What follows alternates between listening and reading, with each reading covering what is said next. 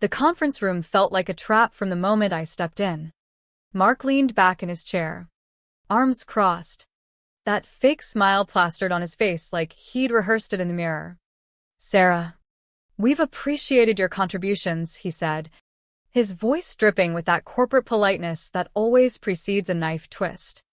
Beside him, Lisa from HR shuffled papers, avoiding my gaze. I didn't sit down. I knew what was coming.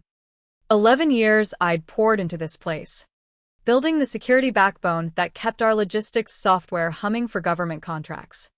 But Mark, fresh from his failed fintech startup, saw me as dead weight, too old school, too tied to the gritty underbelly of code that didn't flash on dashboards.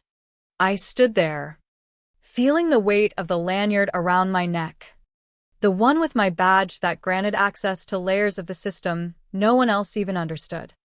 "Your role's being streamlined," Mark continued, sliding a severance packet across the table. "We're moving to a more agile, cloud-native setup. Back-end security like yours? It's commoditized now. The system's automated. It'll run fine without you."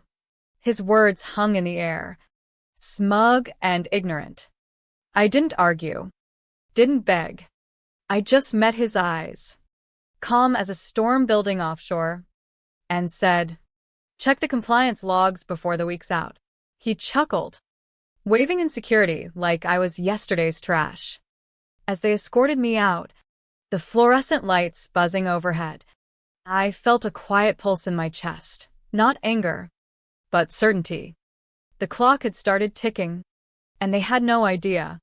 Walking to my car in the crisp Seattle autumn air, I replayed how I'd gotten here. I'd started at Logi Secure right out of grad school, a wide-eyed coder with a knack for unbreakable systems. Our software handled freight tracking for federal agencies, DHS, DoD clients who demanded ironclad security. Passwords? Laughable.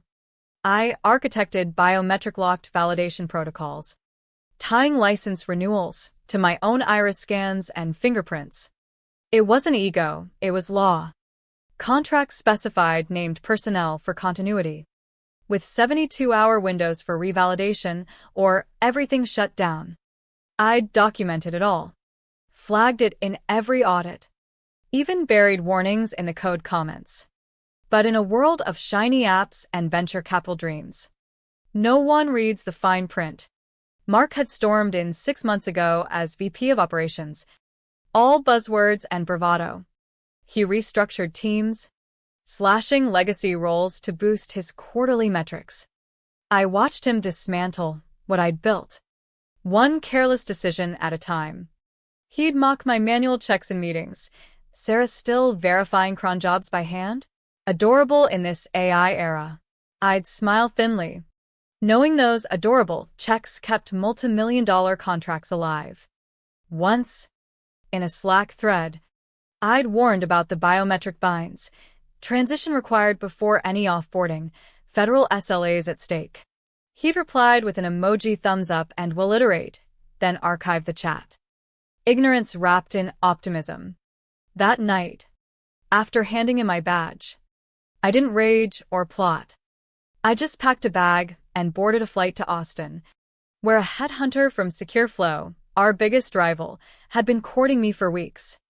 They'd seen my work in industry forums, knew the value of airtight compliance. As the plane lifted off, I sipped a ginger ale, staring at the clouds. 72 hours. That's all they had before the first heartbeats failed. And I wasn't lifting a finger. By Saturday morning, 24 hours post-firing, the cracks were subtle. A junior dev pinged the on-call channel about a delayed license ping from a mid-level client. "Probably a glitch," someone replied. But I knew better. It was the precursor. Our system wasn't just code. It was a web of interdependent daemons, each requiring my biometric hash to renew tokens. Without it, validations timed out, triggering cascades. By afternoon, the enterprise dashboards flickered amber. 3 key federal clients flagged token mismatches. Slack exploded with tags. But Mark was golfing, oblivious. When he finally checked in, his message was curt. Restart the validators. Spin up new containers. The team tried, fingers flying over keyboards in the dim glow of monitors. But every attempt hit the wall, my documented lock, biometric required for SLA continuity. Override voids contracts. One engineer, a sharp kid named Alex, paused and messaged the group. This is tied to Sarah's profile. We can't bypass without legal breach. Mark's reply, figure it out. We're modernizing, not babysitting old code. But the air in the office thickened with unease. Alex pulled up the contracts, page after page of clauses I'd helped draft. Substitution needed 90-day notice. No shortcuts. The team exchanged glances, the weight settling in. This wasn't a bug, it was by design. As evening fell, the first real alarm hit. A DHS-linked client emailed, license heartbeat failure. Explain or we escalate. Mark called an emergency huddle, his voice tinny over Zoom. Who's got eyes on this? Silence stretched, broken by murmurs. No one did, because no one had bothered to shadow me. I'd offered training sessions, but they were optional under Mark's regime. Now. Hour 36. The system hummed on borrowed time, and the realization dawned. They'd cut the wrong wire. Sunday dawned gray and relentless. The office, a ghost town turned war room. Coffee cups littered desks. Screens cast pale glows on haggard faces. Mark paced the floor, tie loosened, barking orders like a captain on a sinking ship. We need a workaround now, he'd snap. But every idea crumbled under scrutiny. The biometric layer wasn't a feature. It was the foundation, woven into every renewal cycle to meet Fed regs.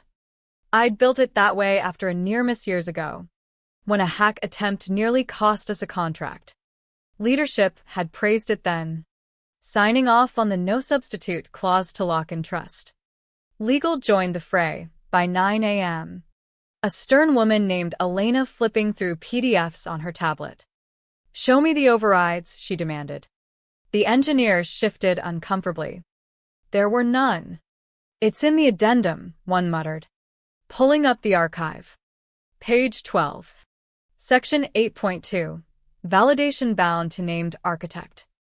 Offboarding without transfer initiates 72-hour dormancy. Elena's eyes narrowed. Who authorized the termination without review? All fingers pointed inward. But Mark deflected. This is over-engineered nonsense. Sarah made it personal. Elena shot back. No. She made it compliant. You made it a crisis. The clock ticked to hour 48. Clients weren't waiting.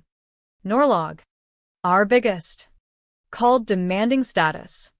Tokens expiring. Operations halting in 24.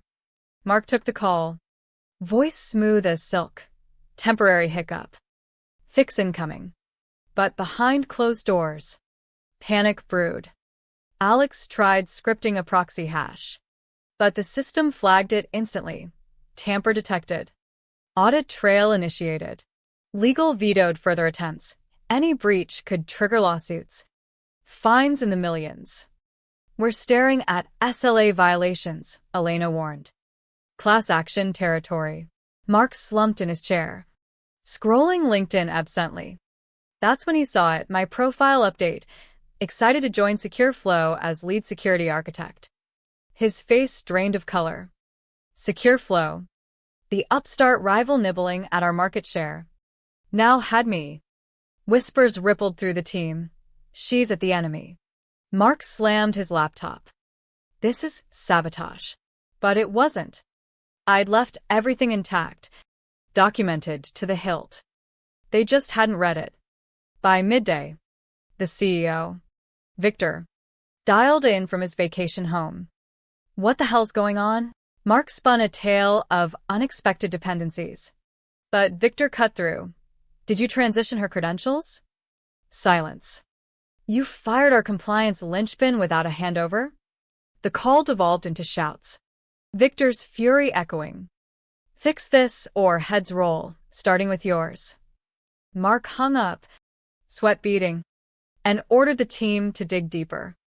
They pored over logs, finding my final entry. Biometric transition pending. Recommend immediate resolution pre-revocation. Dated the day before my exit. Mark stared at it, the arrogance cracking. He'd muted that notification, too busy with his optimization slides. As afternoon wore on, the pressure built like a storm front. Engineers hacked away, but every path looped back to the lock. One contractor suggested calling me. Mark hesitated, pride warring with desperation. He dialed voicemail. Texted. Urgent. Need consult. Blocked. The room fell quiet. The hum of servers mocking them. Hour 55. Clients escalated to threats. Breach notice incoming. Elena paced. Phone glued to her ear. Staving off disasters. We need her back, she muttered. But I was gone. Settling into my new office at SecureFlow, where they valued the legacy that kept Empire standing. The team broke for a tense lunch, but appetites were gone. Mark stood alone by the window, staring at the city skyline. For the first time, doubt crept in. He'd seen backend as interchangeable parts, not the heartbeat. Now, with 17 hours left, the illusion shattered. This wasn't a glitch, it was consequence. Ticking down relentlessly. Monday hit like a freight train, the office buzzing with frantic energy. Alarms blared from dashboards, red across the board. The first major client, FedTrack, went dark at 2 a.m., license invalid. System dormant. Emails flooded in, laced with fury. Explain this outage or face penalties. Mark hadn't slept, eyes bloodshot, barking at the team clustered around terminals. Bypass it, whatever it takes. But legal hovered like vultures. One wrong move, and we're liable for billions. Elena shared screen in the crisis room, projecting the contract clauses. Look, Section 9.4, no overrides without architect consent. Dormancy is automatic post, 72. Victor joined via video. Face thunderous. How did we miss this? Mark stammered. It was buried. Victor exploded. Buried? It's in the damn root docs. You read those. Mark's silence was damning.